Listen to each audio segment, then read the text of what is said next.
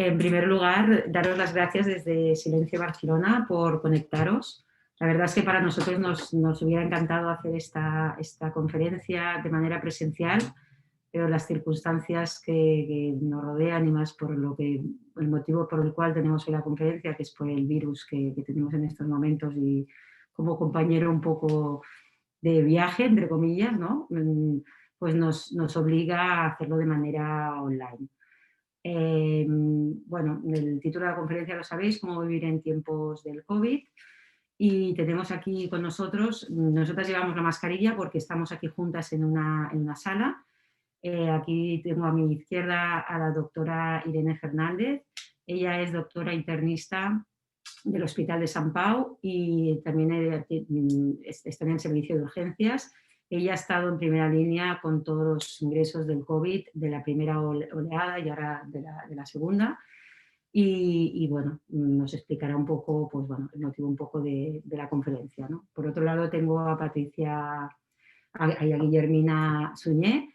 Ella es muchos de vosotros ya la conocéis, ella es terapeuta de aquí de Silencio Barcelona, igual que la doctora, y realiza nuestra evaluación holística y lo que hace es detectar los bloqueos energéticos del cuerpo, bueno, pues para buscar un poco, a partir de ahí, realizar un tratamiento adecuado para desbloquearlos.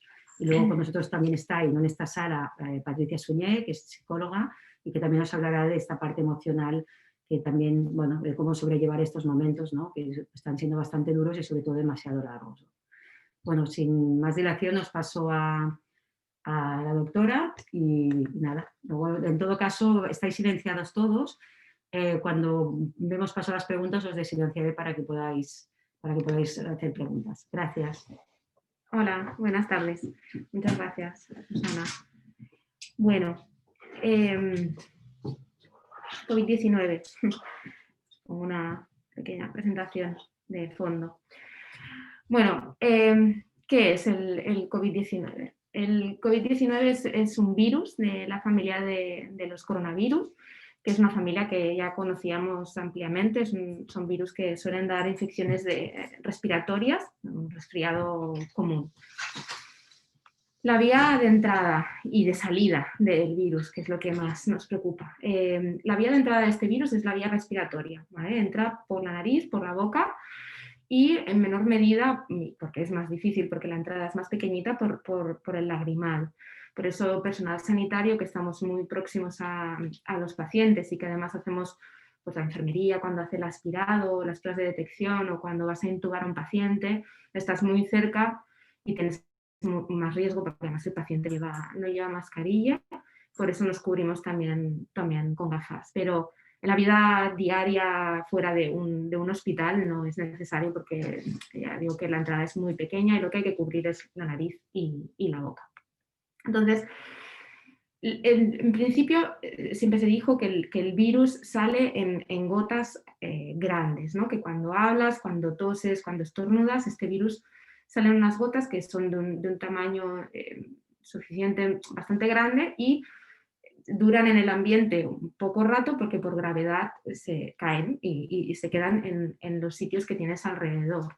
Por eso también se habla del contagio por fomites, que se dice que son todas aquellas cosas en las que se puede haber depositado el virus, que tú cuando lo tocas, no es que entre el virus por la piel, no es un ébola, afortunadamente, pero después esta mano que tú tienes contaminada, puedes tocarte la cara, la nariz y la boca y entonces entrar por aquí. Pero recientemente y por estudios que se han hecho de brotes de contagios, se ha visto que también se propaga por aerosoles.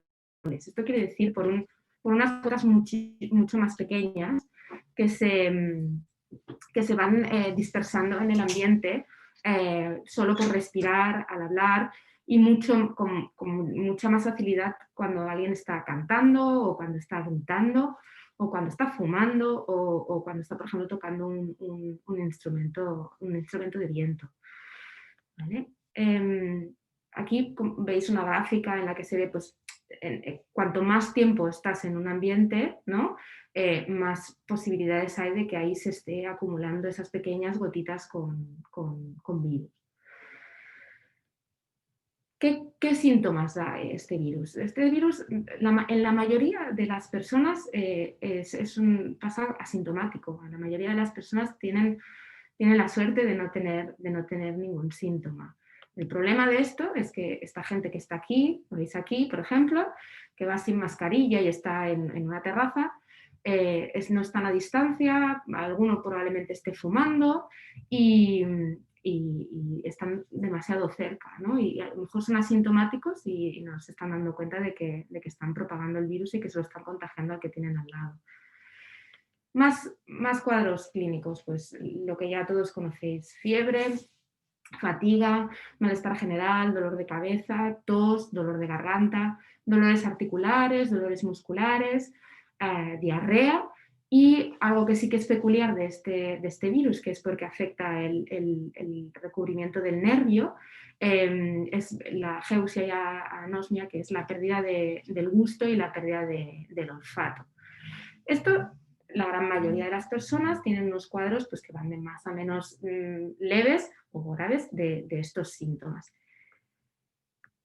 Hay un pequeño porcentaje en el que la infección puede evolucionar y puede empeorar y puede acabar dando una insuficiencia respiratoria grave y otras complicaciones. Aquí os muestro una radiografía normal, ¿vale? Esta es una radiografía normal en la que se ven aquí los pulmones, que se ven negros, que esto es lo normal porque están llenos de aire y en la radiografía el aire se ve negro. El del medio blanco. No se ve nada. No se ve la presentación. ¿No se ve? No. Vaya. ¿Pero se veía antes? No. Vaya. Pues no se ve la presentación. No, ya te lo ponemos en el chat, que hace rato que no vemos. No claro, es que como yo tengo en la presentación en pantalla, claro. No veo el chat. Vale, pues a ver cómo lo podemos hacer. A ver si viene Susana, porque yo de tecnología, yo medicina, pero tecnología no es lo mío. Vamos a ver. Perdonad, ¿eh? No se ve la presentación en el Zoom. Vale.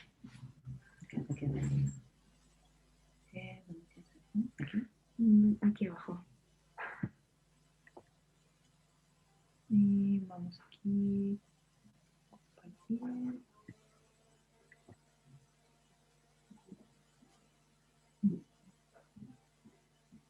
Perdón, No, tú. Es este. Sí. No le hemos dado a compartir a la presentación y no veían la presentación. Vale. Y lo estaban diciendo por el chat y no lo... Vale. ¿Lo veis? ¿Sí? Perfecto.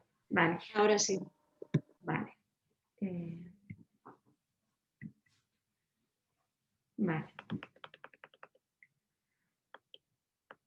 Vale. Bueno, aquí es los que os decía de los asintomáticos que están contagiando, ¿vale? Vamos a la radiografía. Esto es una radiografía normal, como os decía, ¿vale? Los pulmones se ven negros, que es lo normal, lo habitual. El medio blanco es, bueno, la tráquea, que se ve negra también porque está llena de aire, pero bueno, el esófago, la aorta, y esto es el corazón. En cambio, esto de aquí es una radiografía con una neumonía bilateral por coronavirus. ¿Veis todo esto blanco que se ve en lo que aquí era negro? Es la afectación pulmonar por el coronavirus. Y no hace falta saber mucho de medicina para saber que esto es muy grave, ¿no? Porque gran parte del pulmón está afectado. Esta afectación ese pulmón no está ventilando. ¿Esto qué conlleva? Pues conlleva un cuadro como este, ¿vale? Una persona que entra en una insuficiencia respiratoria muy importante, necesita una intubación con una ventilación no invasiva y además esta señora está en prono, que se llama, que es puesta boca abajo. Con ello conseguimos intentar ventilar todas aquellas partes, los alveolos, que normalmente no se utilizan, y de esta manera estás intentando captar toda la función pulmonar que puedes. Bueno, ¿el virus cómo actúa? El virus entra en el cuerpo por la nariz, por la boca, como hemos dicho, y se replica, empieza a dividirse y se divide muy rápido. Llega a hacer hasta 100.000 copias en 24 horas. ¿Qué hace nuestro cuerpo? Pues nuestro cuerpo tenemos unas defensas, que es el sistema inmune, que detectan todo lo que son factores, agresiones externas, y unas de ellas son pues, los virus. Y tenemos pues, los leucocitos, y dentro de los leucocitos los linfocitos, macrófagos, polimorfonucleares, diferentes células que cada uno tiene su función para combatir esta infección. Los linfocitos lo que hacen es crear anticuerpos, que seguro que habéis oído hablar mucho de ellos con toda la pandemia, ¿no? Inicialmente se forman las IgMs, ¿vale? Los anticuerpos de tipo M, y después se forman las IgGs. Esto es efectivo en la mayoría de la gente y por eso hay mucha gente que es asintomática o que tiene cuadros leves. Pero hay grupos que tienen factores de riesgo para hacer un cuadro más grave de la infección. Uno de los grupos son la gente que es mayor de 60 años. Aquí os muestro una gráfica, aquí en la de la izquierda, veis que va por grupos de edad de 10 en 10 años y veis que hasta los 50 años es tasa de mortalidad. La tasa de mortalidad hasta los 50 años es en torno al 1%, es muy bajita. Cuando ya pasamos los 60, subimos a casi un 4%. A los 70 subimos a un 8%. Y a partir de los 80 estamos hablando de una tasa de mortalidad de un 15%, que es una tasa de mortalidad muy elevada. Otro factor de riesgo que hemos visto y que además es un factor de riesgo curioso y que hace estudiar mucho cómo funciona este virus, es la gente que tiene alguna enfermedad cardiovascular.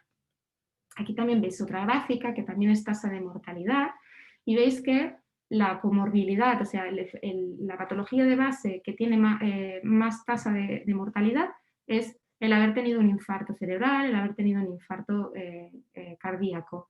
Estamos hablando de un 10% de mortalidad, que esto quiere decir que 1 de cada 100 infectados mueren por coronavirus.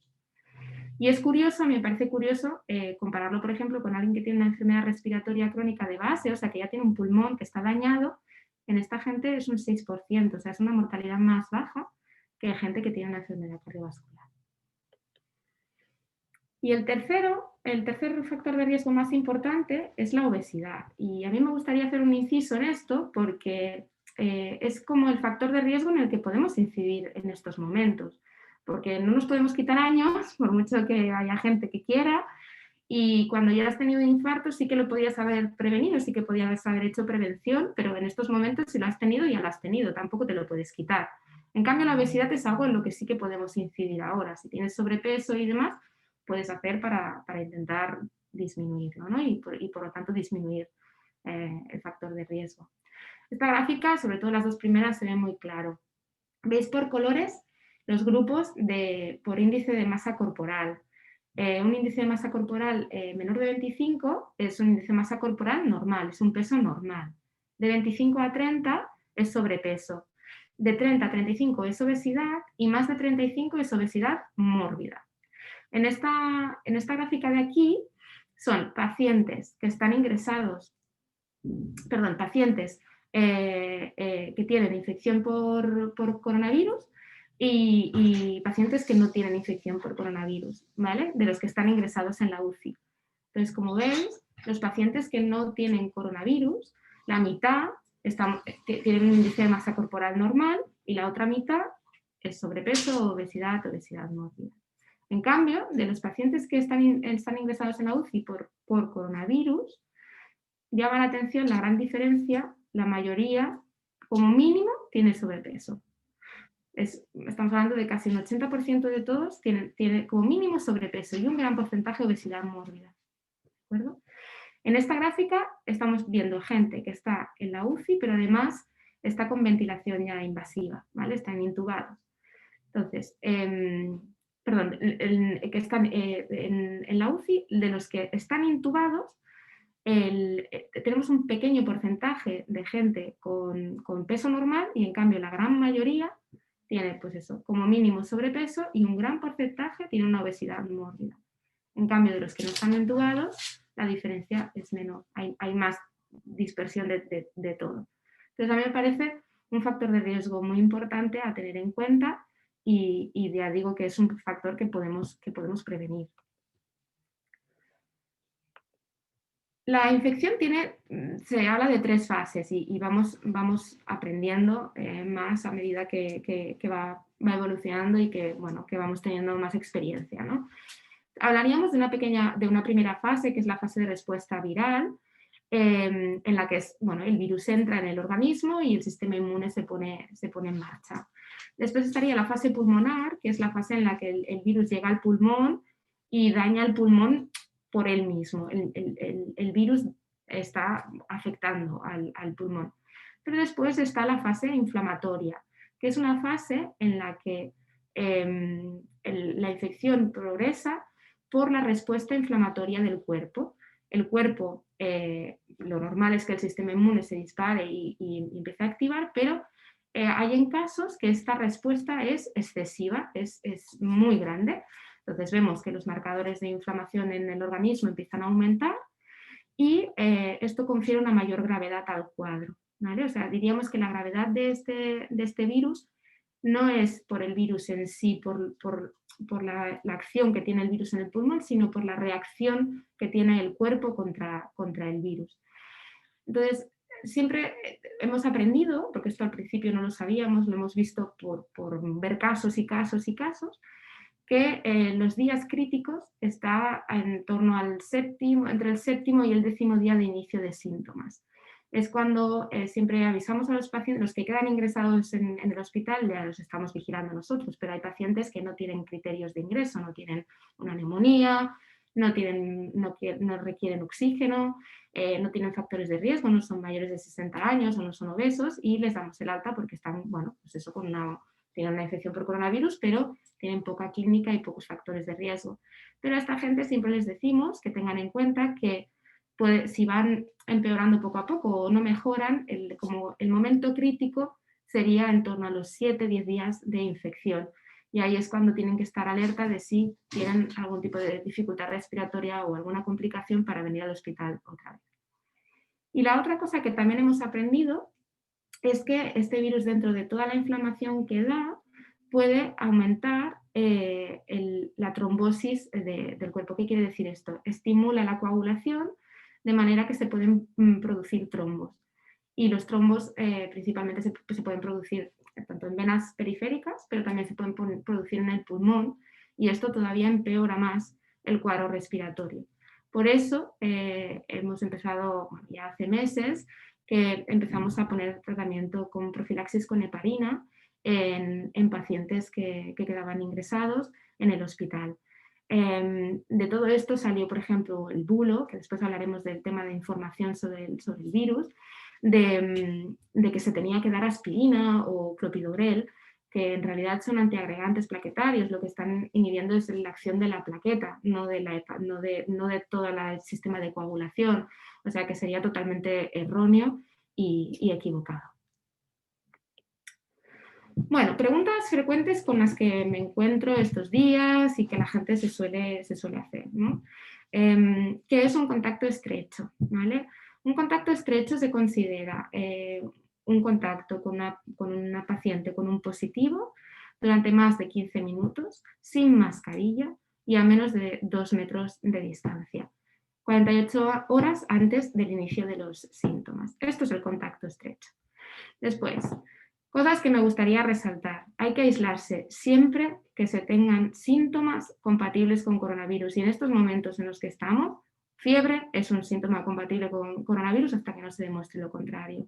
Entonces, si alguien tiene fiebre, se tiene que quedar en su casa, contactar con un médico y que le hagan la historia, la exploración o lo que sea pertinente para saber si hay que hacerse la prueba, si no, si es coronavirus o no, qué probabilidad tiene. Pero hasta que sea valorado, debería de quedarse en su casa haciendo un aislamiento.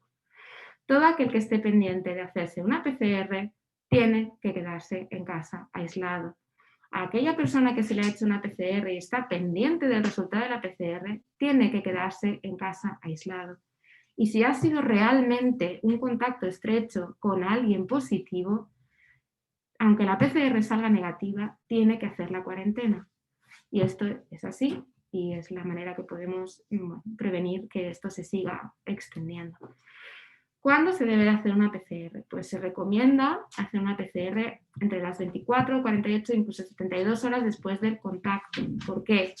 Porque cuando tú estás en contacto con un paciente con coronavirus y bueno, pues entra el virus en tu vía respiratoria, puede ser que al principio no tengas mucha carga viral, que se dice que es número de copias de virus en tu nariz, en tu boca, que es donde van a meter el palito o hacer el aspirado para hacer la prueba.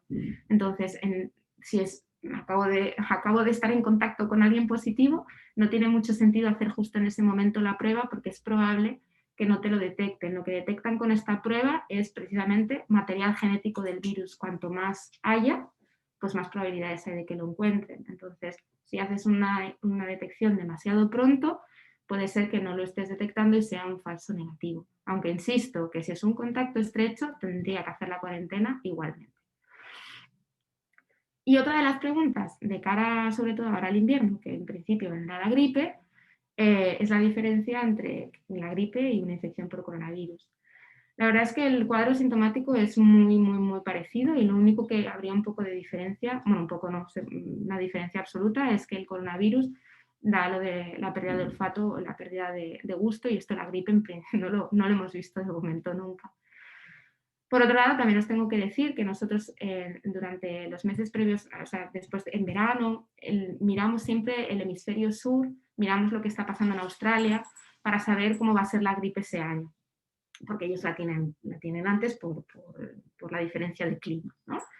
Y este año la verdad es que en Australia casi no ha habido gripe, y es lógico pensarlo, bueno, es lógico que sea así, porque estamos utilizando mascarillas, lavado de manos, distancia social, que en definitiva nos protege del coronavirus, pero también nos está protegiendo de la gripe y de otras infecciones respiratorias, porque virus que dan resfriados y infecciones respiratorias hay muchos, ¿de acuerdo? Entonces, bueno, en este sentido, este año parece que estamos un poco salvados.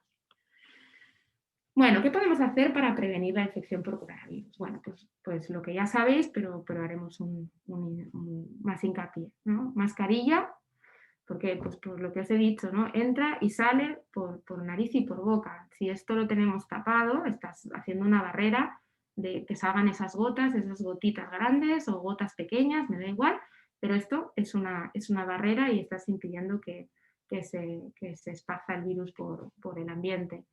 Distancia, ¿por qué? Pues por esas gotas que salen cuando hablas, que salen despedidas. Cuando hablas, bueno, sobre todo si gritas, si cantas, si fumas, por favor, la gente que fuma, cuando sale a la calle, pónganse a distancia de la gente, porque además salen, se quitan la mascarilla, se ponen a fumar al lado de otra persona. Bueno, entonces evitar contacto con gente o sea, con mucha gente a la vez, por lo que estábamos hablando, que si estás en un espacio y hay mucha gente, pues tienes más posibilidades de que haya virus en ese ambiente, que se vaya acumulando ese aerosol y esas gotitas con virus. O sea, que evitar espacios mal ventilados, el transporte público, pues si por narices tienes que coger transporte público, mejor un autobús que un metro, por ejemplo, porque el autobús se va abriendo las puertas cada 2 por 3 y es exterior y se ventila, pero si puedes ir en bicicleta, si puedes ir caminando, en patinete o incluso en tu coche, muchísimo mejor que coger el transporte. Lo de la mascarilla, sobre todo, siempre que estés con gente con la que no convives, con la que no estás cada día, porque esto de viene mi madre a casa y claro, está en casa, bueno, pues que tu casa no te protege del coronavirus, tú has estado en contacto con gente fuera, tu madre también, y le puedes estar o te puede estar contagiando el coronavirus, o sea que mascarilla siempre, venga quien venga a casa, sea un amigo, tu tía o el profesor de inglés. El lavado de manos constante siempre que toques algo que no controles, o sea, si estás en tu casa todo está limpio, esto ya lo controlas, pero si estás fuera, ¿no? Tocando puertas, tocando tal, pues el lavado de manos. Sobre todo siempre antes de tocarte la mascarilla para quitártela, pues para los momentos críticos que son beber, comer, o incluso la gente que fuma, pues fumar, ¿no? Pues siempre lavado de manos antes de quitarse la mascarilla. Y la recomendación que yo hago para la gente cuando llega a su casa es dejar la chaqueta, los zapatos, todo lo que sea externo lo dejas en la entrada y ahí se queda, quitarte toda la ropa, tirarla para lavar y ducharte de arriba abajo, ¿vale? Porque simplemente con agua y jabón ya estamos matando el virus, es algo tan sencillo como esto. Entonces, abrazos. A ver, yo abrazo a mi padre, lo siento, pero los dos llevamos mascarilla y la recomendación que yo le hago es esa, que no nos estamos 3 horas abrazándonos, pero sí que le abrazo y cuando llega a su casa él se quita la ropa, la tira a lavar y se ducha con agua y jabón de arriba abajo. Entonces, el contacto en pocos segundos que hemos estado no es un contacto estrecho, porque ya hemos dicho que un contacto estrecho son más de 15 minutos, y después él se está lavando toda la zona que ha podido estar en contacto conmigo, ¿no? Entonces, me parece bien no tener contacto, lo siento, nuestra cultura es de abrazarnos y besarnos con todo el mundo, entonces evitar esto, pero con los seres queridos, pues me parece que es terapéutico y es algo que no debemos de hacer con la medida de seguridad y con cabeza. ¿Qué más podemos hacer? Bueno, desde el punto de vista de la medicina integrativa. Todos sabéis que desde el punto de vista de la medicina integrativa hablamos de la parte más física, de la parte mental y de la parte espiritual. En resumen, sería mantener una vida saludable con una rutina diaria saludable, ¿vale? Entrando más al detalle, en la cuestión física, la alimentación. Una alimentación sana, también en resumen, sería recuperar una dieta mediterránea de verdad, no la que hacemos actualmente. Cada vez hay más estudios que hablan de la necesidad que tiene el sistema inmune y lo que utiliza, vitaminas, carotenos, polifenoles, en la producción de estas células, ¿no? Que son nuestras defensas, son nuestro ejército que nos protege, ¿no? Del coronavirus y de otras enfermedades. Entonces, con un aporte, con una dieta saludable, con pues, sus 5 unidades o 6 unidades de fruta y verdura al día sería suficiente. Pero si alguien quiere hacer un aporte extra porque se siente más seguro o porque por lo que sea no lo come, sería principalmente vitamina A, ¿vale? Que se encuentra en carne y en verduras. Vitamina C, que se recomienda como 1 gramo de vitamina al día, que se encuentra en verduras y hortalizas. La vitamina D, que se encuentra en huevos, en setas y también se consigue por una exposición solar, que sería como de unas 1000 unidades al día, y la vitamina E, que se encuentra en frutos secos y en diferentes semillas. Evitar los productos procesados. ¿Por qué? Pues porque los productos procesados llevan conservantes, colorantes y demás que son tóxicos para nuestro cuerpo, y eso son agentes externos que estamos metiendo en nuestro cuerpo y por lo tanto son agresiones a nuestro cuerpo y nuestro sistema inmune tiene que luchar contra ellos. Entonces estamos dando como un trabajo extra, ¿no? ante todo esto. Los hidratos de carbono, pues consumir de los buenos, que se dice que es evitando los azúcares refinados y aumentando pues, el consumo de cereales, y sobre todo que sean cereales integrales, porque nos dan un aporte de fibra, que también se ha visto y se ha estudiado, que el tener un buen aporte de fibra ayuda a que nuestro sistema inmune esté fuerte y sobre todo por la microbiota. La microbiota es la flora intestinal que tenemos en el intestino y se sabe que forma parte del sistema de defensa de nuestro cuerpo y tiene todo el sentido del mundo porque como estamos hablando de los factores externos, lo que ingerimos es un factor externo y va por todo nuestro tubo digestivo y todo nuestro tubo digestivo es un tubo muy largo. Entonces, si tenemos esto equilibrado, estamos ayudando también a nuestro sistema inmune. Un aporte correcto de proteínas. A ver, en nuestra sociedad ya comemos mucha proteína. De hecho, comemos exceso de proteína. Lo que pasa es que hay estudios en los que dice que un déficit de proteína aumenta la posibilidad de tener una infección. Estos se hacen estudios con ratas, se le disminuye el aporte de proteína y se les expone a virus y se ve que tienen más probabilidades de infectarse. Pero en nuestro medio no suele ser una carencia la proteína. De hecho, la recomendación es de 0,8 gramos por kilo de peso al día. O sea, que una persona que pesa 50 kilos tiene que comer 40 gramos de proteínas. Y esto lo pasamos de largo. Evitar las grasas saturadas, porque las grasas son oxidativas, ¿vale? Y son inflamatorias. Por lo tanto, también es una agresión a nuestro sistema inmune. Entonces, aumentar el consumo de grasas tipo omega 3, ¿vale? Que se encuentran pues, en los aceites vegetales, en el pescado azul, o se puede hacer una complementación extra con omega 3.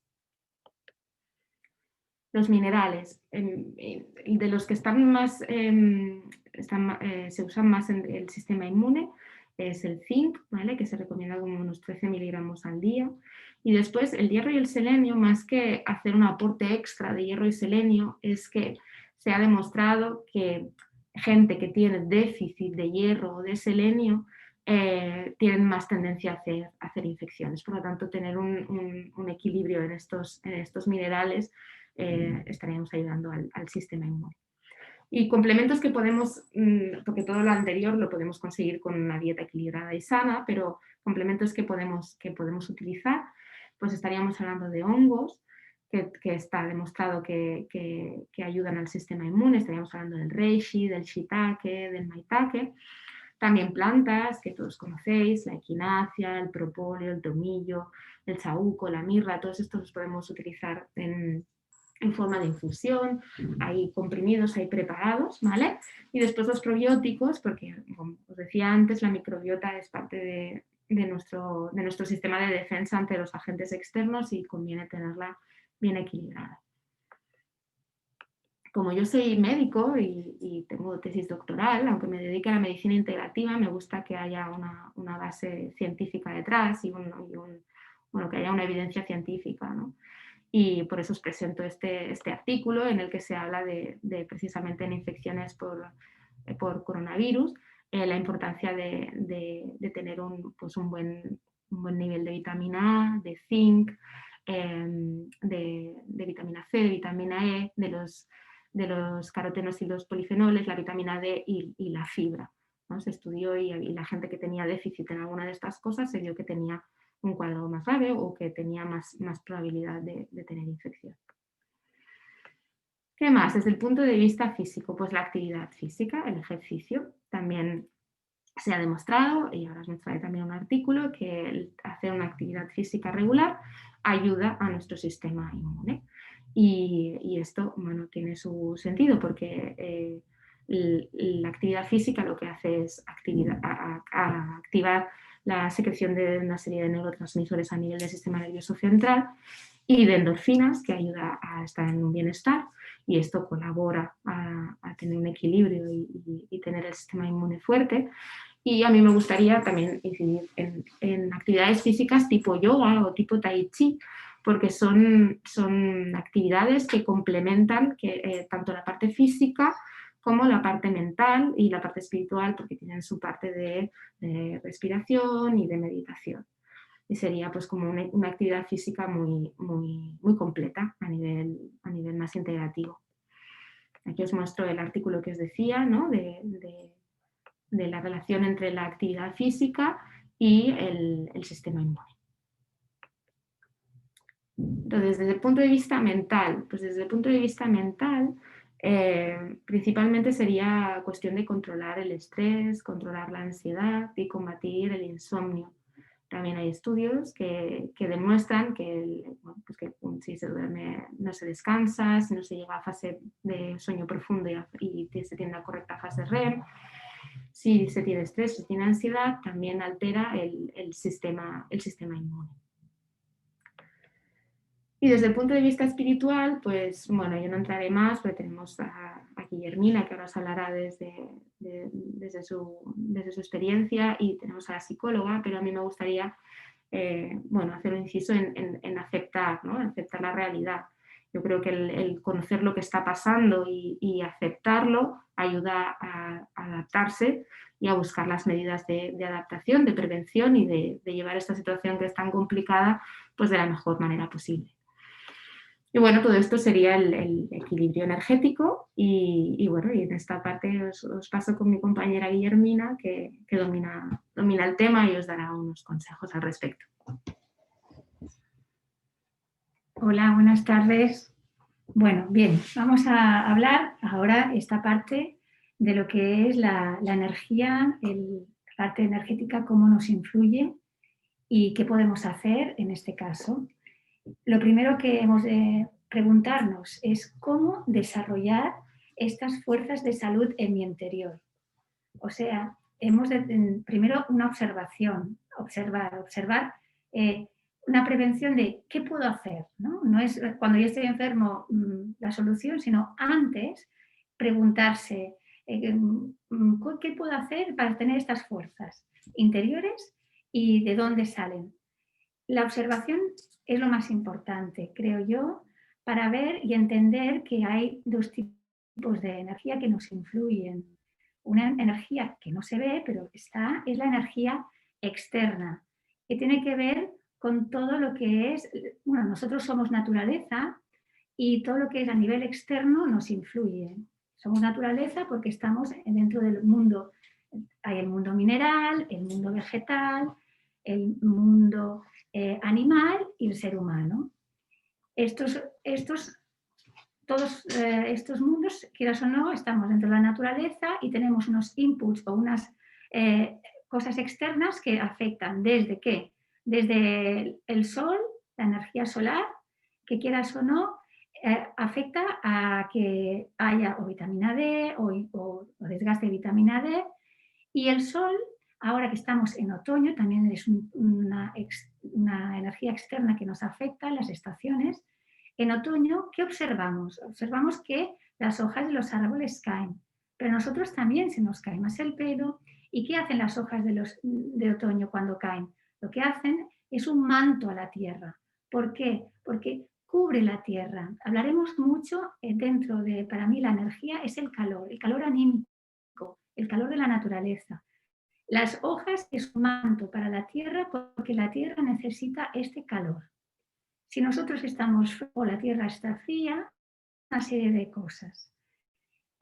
Calor, pues, ¿qué necesitamos? ¿Qué podemos hacer? Pues poner abrigados, porque ahora vendrá más el frío. En otoño ya empieza, en invierno aún más. ¿Qué nos trae y qué nos muestra la naturaleza? La energía de la naturaleza, la energía vital, que tiene esta vitalidad de las plantas. Y nosotros también a veces tenemos la desvitalización energética dentro nuestro. La naturaleza, lo que vemos, no solamente en las plantas, sino la fuerza que tiene la naturaleza, salen justamente los hongos. Pues tomar, como ha dicho antes Irene, pues las propiedades de los hongos o de las castañas, ¿no? Que también dan una fuerza energética dentro de nuestro cuerpo.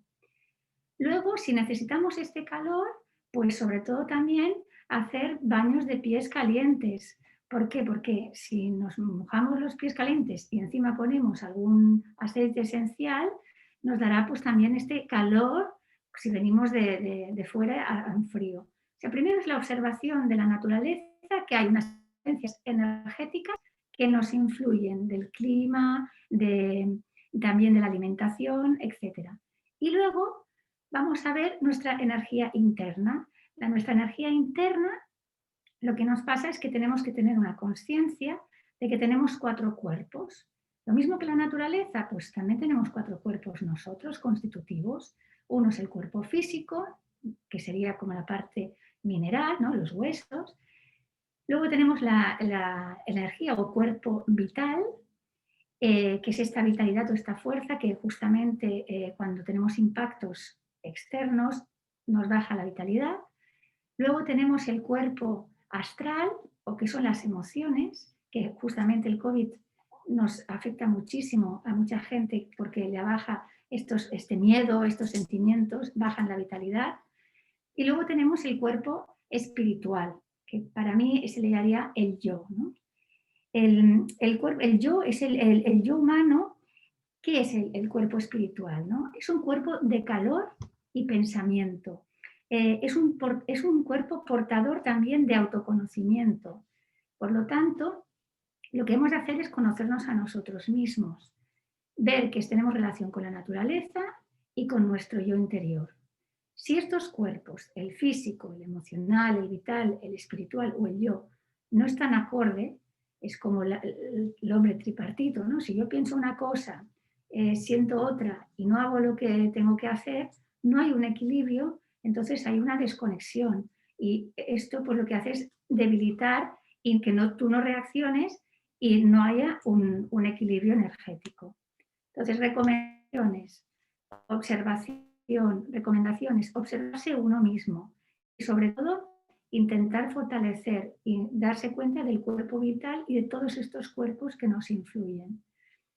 He hecho una pequeña, simplemente aportación, pero me gustaría que Irene acabase de reforzar y sobre todo también la parte psicoemocional, porque cuando tenemos estos impactos, eso es importante, que me había olvidado de decir, tenemos estos impactos de virus externos, pero también tenemos impactos emocionales que causan este virus. Estos impactos emocionales, psicoemocionales, es cuando afectan a todos estos cuerpos. Entonces, esta parte también la va a explicar Patricia y Irene va ahora a explicar la información, acabar de explicar la información sobre el virus. Gracias. Bueno, un apunte sobre la información, ¿vale? Me parece muy importante informarse correctamente. Me parece que hay un exceso de información, un bombardeo de información continua y yo creo que deberíamos de buscar un poco un canal oficial que sea fiable y, bueno, sea un personal sanitario, pero personal sanitario que está ahí, que está tratando a pacientes con COVID, no un amigo cirujano cardíaco que pasaba por allí, ¿vale? Y intentar tampoco estar todo el día conectado a las noticias, a redes y demás. Tal vez pues, escoger un momento en el día, escoger varios canales de diferentes tipos para tener diferentes versiones y no solo una, pero no ese bombardeo constante, porque creo que no es positivo y ahora también Patricia nos hablará de ello. Y antes de compartir algo en redes sociales, también contrastar la información y ver que es verídica, porque igual que se hablaba del bulo de lo de la aspirina, el clopidogrel y demás, pues hay un montón más y creo que no contribuyen para nada en una situación en la que ya todos estamos con los nervios a flor de piel, con miedo, con ansiedad, ante una situación totalmente extraordinaria y que no hemos vivido jamás. No creo que sea bueno compartir cosas que bueno, pues que potencien este miedo, esta agresividad o este enfado, ¿no? Siempre compartir cosas que sean útiles, ¿no? Las cosas útiles sí, pero el resto pues no hace falta. Y yo creo que el tener una correcta información pues lleva a tener más control de la situación y esto hace que estemos más en calma, ¿no? más en equilibrio. Pero bueno, para esto también está Patricia, que sabe mucho más del tema y ahora le daremos paso. Patricia. Sí, gracias.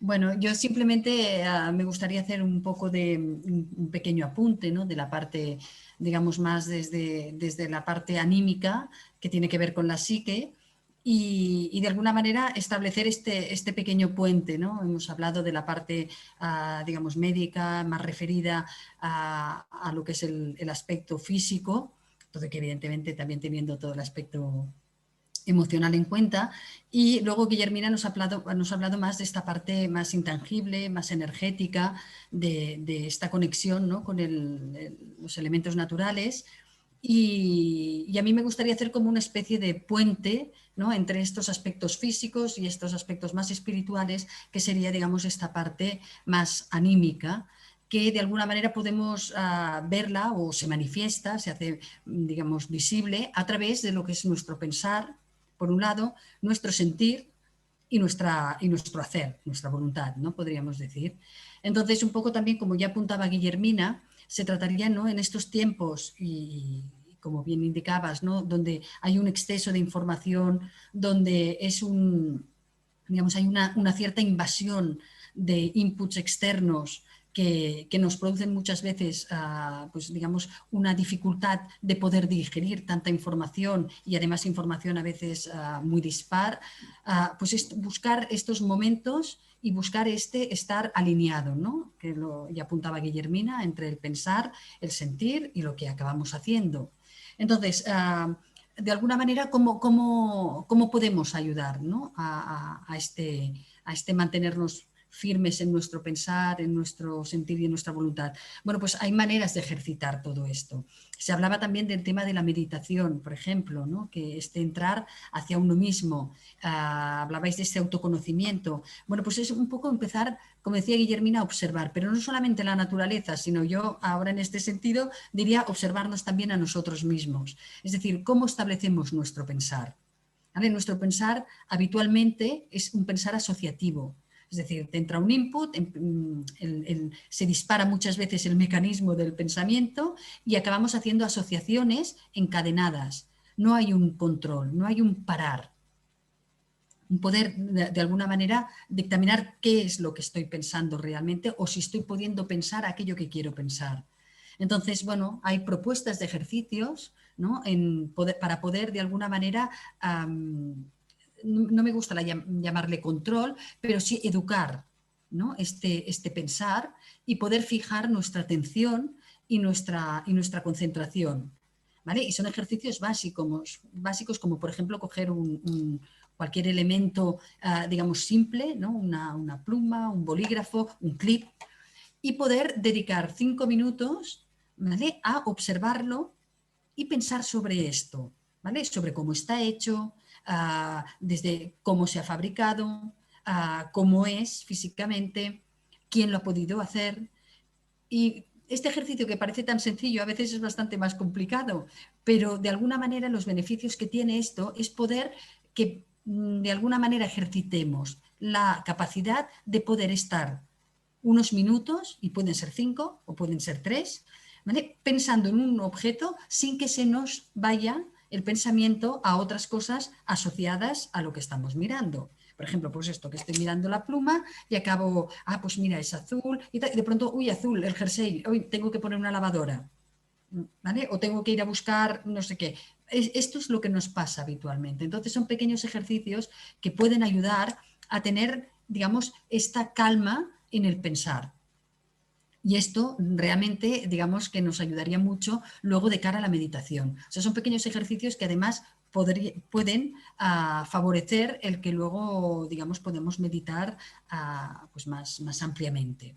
¿Vale? Después también hablaríamos de educar el sentir, ¿no? Bueno, pues también hay gente que, digamos, es más sensitiva y además de alguna manera se deja llevar por estos sentimientos, pues intentar tener esta parte como de ecuanimidad, ¿no? de poder sentir lo que sentimos sin que estos sentimientos nos arrastren.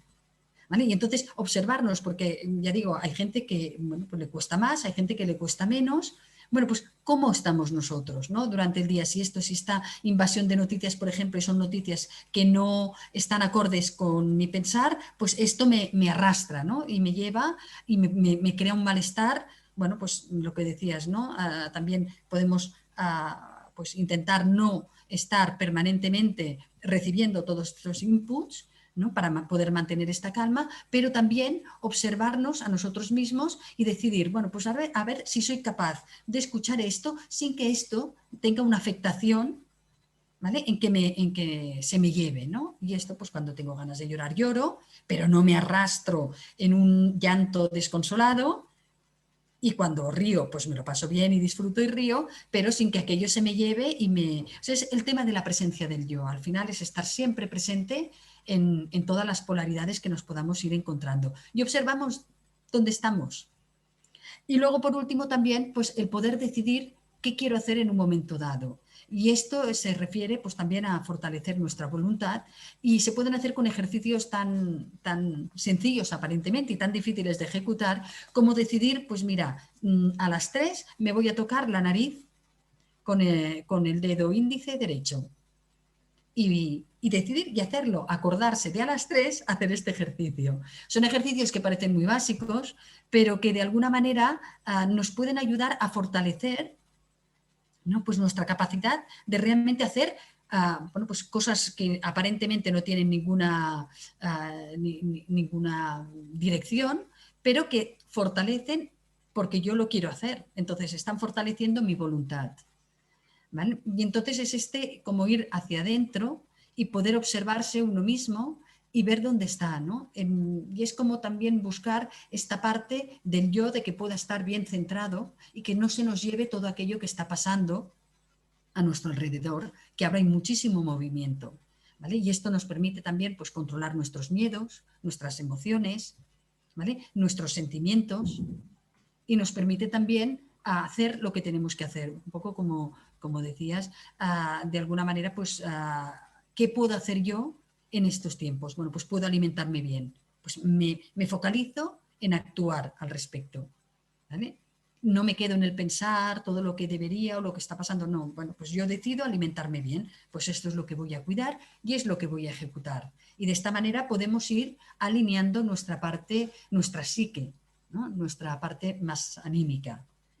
Y yo creo que es, bueno, pues esto, son todas estas propuestas y bueno, y que hay más, ¿no? Hay más maneras de ejercitar, pero yo creo que con estas ya tenemos para poder empezar a trabajar.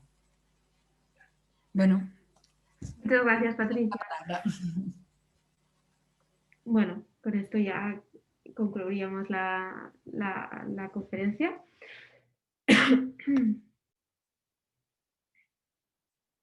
Un momentito que vamos a dejar de compartir. Sí, sería el momento de si tenéis alguna... Si hay alguna pregunta en el chat. He visto, un momentito. Un momentito que hay problemas tecnológicos, como siempre. ¿El qué? La pantalla para verlos a todos. Dejar de, pon aquí dejar de compartir. No, rojo, dejar de compartir. Vale, perfecto. Vale, pues creo que había una pregunta aquí.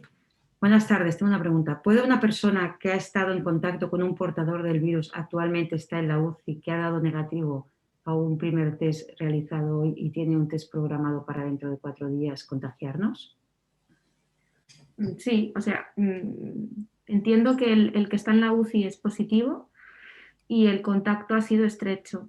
Aunque tenga una PCR negativa, puede ser una falsa PCR negativa, o sea, puede ser un falso negativo y puede contagiar, sí, claro. Por eso tiene que estar en cuarentena esa persona. Hay que determinar que haya sido un contacto estrecho. Pero si lo ha sido, tiene que estar en cuarentena porque puede contagiar, sí. ¿Alguna otra pregunta?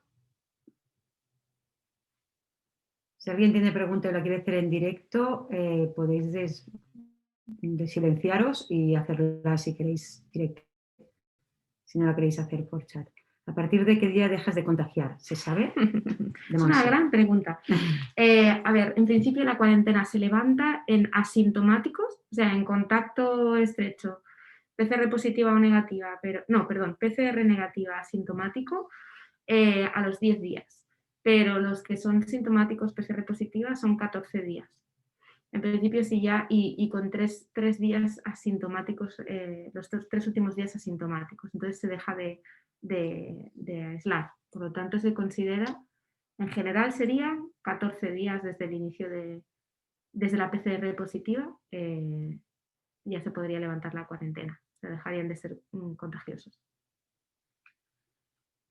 Otra pregunta, ¿las mascarillas que se reutilizan son fiables? ¿Al lavarse siguen siendo efectivas? A ver, es lo que os comentaba, o sea, lo efectivo es tener un sitio bien ventilado y si tú te metes en el metro a las 8 de la mañana ya te puedes poner una FP2 buena y esperar a que no haya nadie, o sea, contagiado, porque realmente es una condensación tal de gente que hay mucha gota por ahí sin una ventilación efectiva. Entonces, lo efectivo, yo en mi día a día voy con una mascarilla de tela, de las compradas en una tienda, porque el contacto que tienes con la gente por la calle, insisto, el contacto estrecho son 15 minutos sin mascarilla a menos de 2 metros. O sea, cuando tú pasas al lado de una persona es muy difícil, a no ser que justo te estornude encima, ¿vale?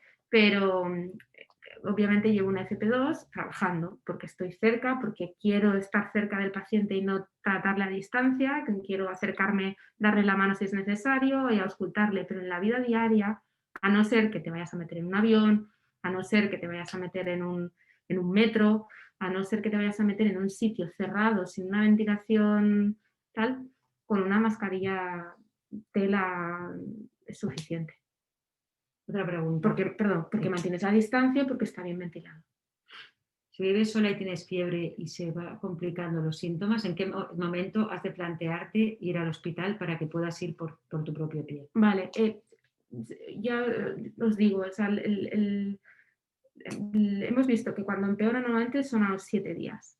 Entonces, si tú vas teniendo fiebre y vas mejorando, ningún problema. Si sigues teniendo fiebre a los 7 días y demás, lo que tiene que hacerte ir al hospital es la dificultad respiratoria, ¿vale? O si estás muy somnoliento, cosas así, pero habitualmente por donde se empieza a complicar es respiratorio. Entonces, si ves que te cuesta respirar o que te aumenta la frecuencia respiratoria, si vas respirando muy rápido, es el momento en el que tienes que ir al hospital.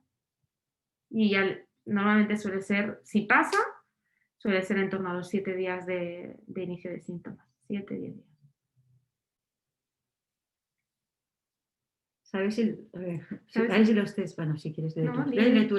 ¿Sabes si los test de antígenos se acabarán pudiendo hacer en las farmacias? Son fiables, ¿vale? También hay mucha controversia con esto. Son fiables,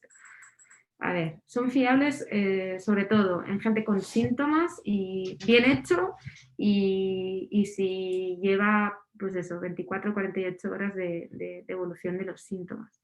Pero aún así tienen una sensibilidad de en torno al 70%. ¿Mejor eso que nada? Sí, pero sin... O sea, el hecho de que tengas un test negativo, si eres un contacto estrecho tienes que hacer la cuarentena igual y yo no dejaría de utilizar la mascarilla, por ejemplo, para irme a ver a mi padre. ¿Vale? Porque no hay ningún test que sea 100% fiable. Entonces siempre tendrás ese pequeño riesgo. Pero obviamente, si te está detectando a gente positiva, que entonces seguro que van a hacer la cuarentena bien, pues claro, lo ideal sería poder testar a todo el mundo. Decía que no tomaras ibuprofeno si tienes dolor porque se agravan los síntomas. ¿Es cierto? No.